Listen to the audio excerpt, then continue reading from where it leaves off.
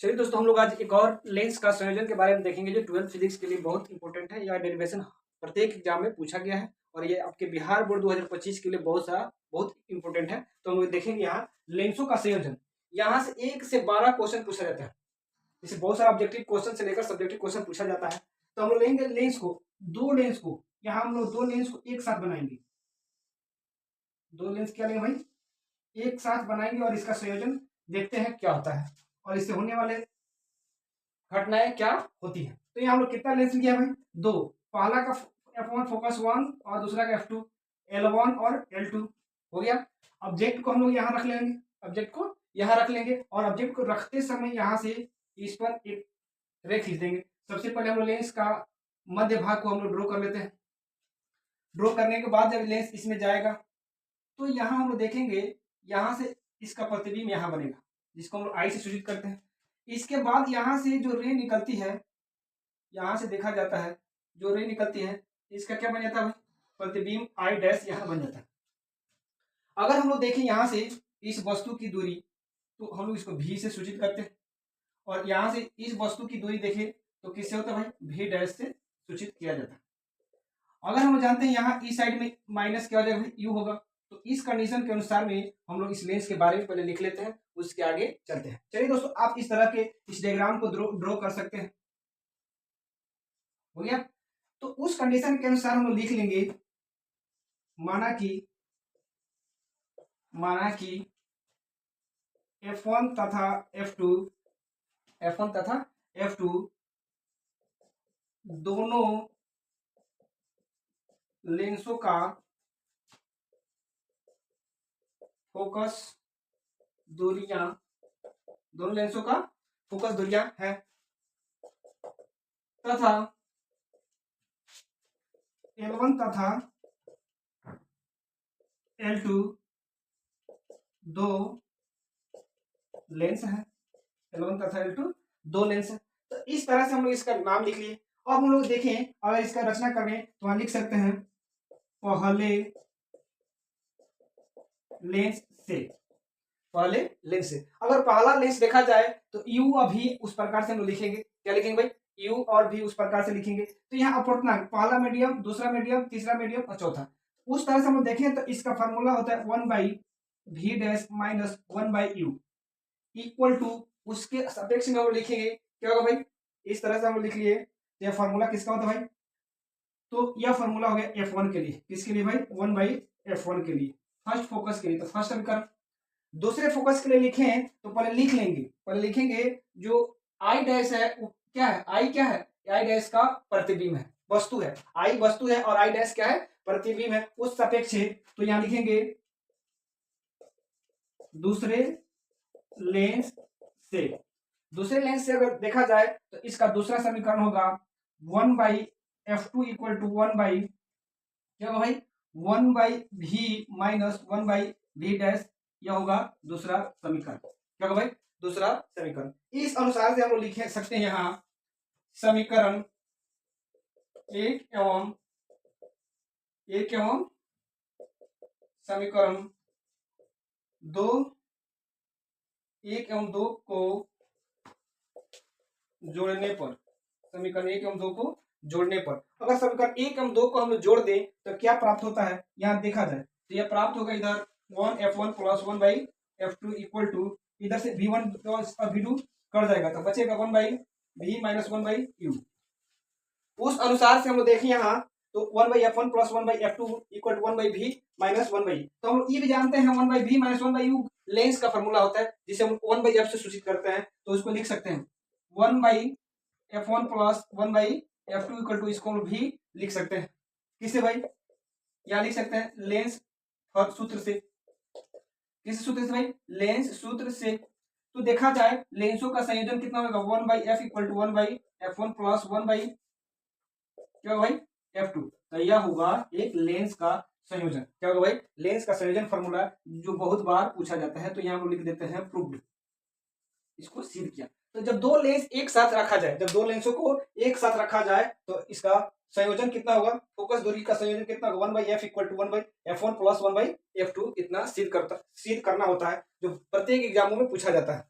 तो यह बिहार बोर्ड जो अभी 2025 में होने वाला है फिजिक्स के लिए सबसे इंपोर्टेंट है। आप 5 नंबर का क्वेश्चन पूछा जाता है बहुत आसान तरीकों से, बहुत आसान तरीकों से हम इसको सिद्ध कर सकते हैं। तो यह आपके लिए बहुत इंपॉर्टेंट होगा, ये आपके लिए बहुत इंपॉर्टेंट होगा। तो चलिए दोस्तों, हम इसके बाद इसके जस्ट इससे बहुत सारा जो ऑब्जेक्टिव क्वेश्चन पूछा जाता है हम लोग उसको वन बाई वन करके देखते चलेंगे। आप पहले इसको उतार लीजिए, लिख लीजिए।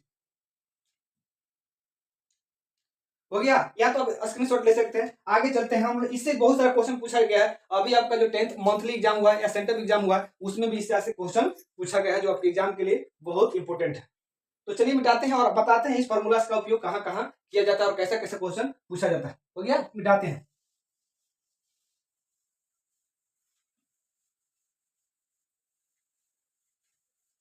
चलिए इसी लेंस फार्मूला का, लेंसों के संयोजन का उपयोग करके इसे फार्मूला कितना भाई, one by F equal to one by F one plus one by F two. तो यह हुआ लेंसों का संयोजन का फार्मूला। अगर एक से अधिक लेंस एक साथ रखा जाए, यदि एक से अधिक लेंसों को एक साथ संयोजित किया जाए तो उसका फार्मूला क्या बनेगा भाई, वन बाई एफ नेट।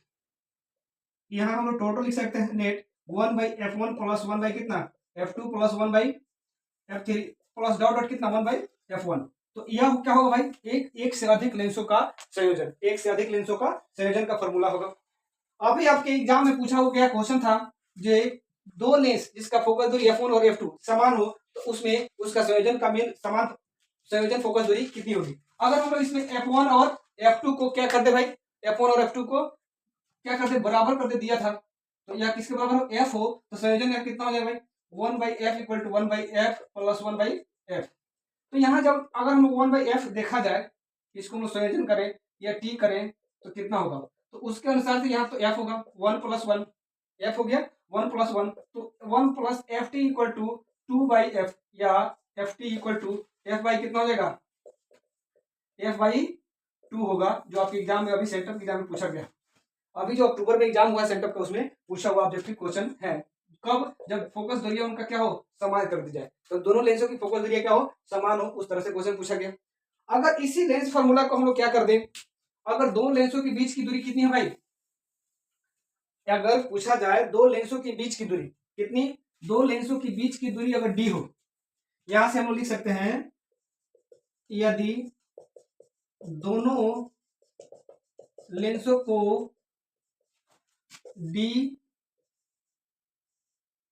दूरी पर रखें तो उनका संयोजन फोकस दूरियां होगी। तो अगर वस्तु को, सॉरी लेंसों को अगर डी दूरी पर रखा जाए तो उस कंडीशन में इनका फॉर्मूला तो one by F net equal to क्या होगा, one by F one plus one by F two minus D by कितना, one by F two into F one into F to.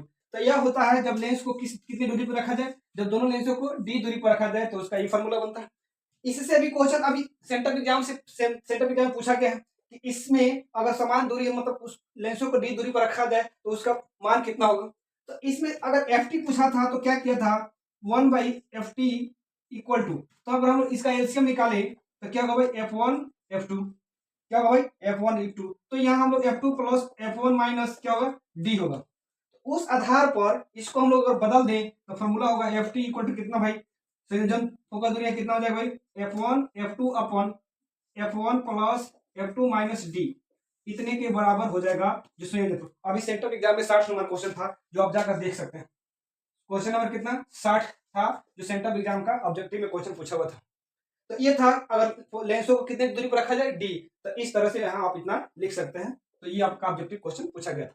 चलिए दोस्तों, हम लोग इसी लेंस के संयोजन को हम लोग थोड़ा सा आगे बढ़ाते हैं। अगर देखा जाए तो अगर इस प्रकार से लेंसों को एक साथ रखा जाए, निम्नलिखित एक से अधिक लेंसों को क्या किया जाए, एक साथ रखा जाए तो उनकी फोकस दूरियां और उनका पावर क्षमता क्या होगा, मिटाते हैं। हो गया, लिख लीजिए इसको, यहां तक लिख लीजिए, आपका ऑब्जेक्टिव क्वेश्चन है। हो गया, चलिए चलते हैं।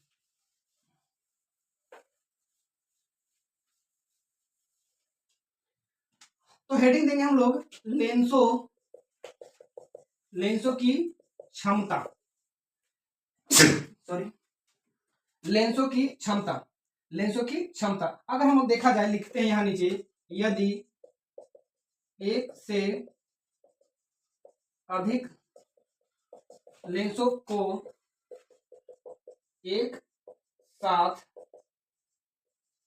रखा जाए तो एक साथ रखा जाए तो उनकी क्षमता होगी, उनकी क्षमता होगी। तो इस तरह से अगर देखा जाए तो उनकी फोकस दूरियां देखा जाए तो 1/ft, 1/ft equal to 1 by कितना, तो 1/f1 plus 1/f2 1/f3 dot dot करते चले। तो मान लो कितना रखें, n लेंस एक साथ रखा जाए, कितना लेंस रखा जाए भाई, n लेंस रखा जाए तो उनकी फोकस दूरियां, उनकी क्षमता कितनी हो गई भाई, p होगी। इसका pt इक्वल टू कितना, p1 plus p2 plus p3 plus dot dot कितना pn, डॉट डॉट कितना भाई pn। तो यह होगा उनकी क्या होगी भाई, उनकी क्षमता, लेंसों की क्षमता कितनी होगी भाई p1। इस एक से अधिक लेंस को एक साथ रखा जाए, कितना भाई, एक से अधिक लेंस को एक साथ रखा जाए तो उनकी क्षमता होगी। तो इस तरह से ये भी पूछा गया है क्वेश्चन।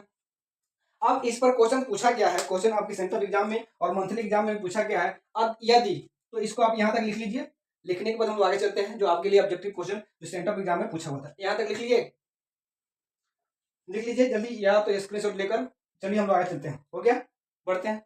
तो यहां तक आप लिख लीजिए, ठीक है। और देखते हैं यहां से एक क्वेश्चन पूछा गया है, पूछा गया है, क्वेश्चन है 2D मतलब डायोप्टर और -3.5 डायोप्टर के दो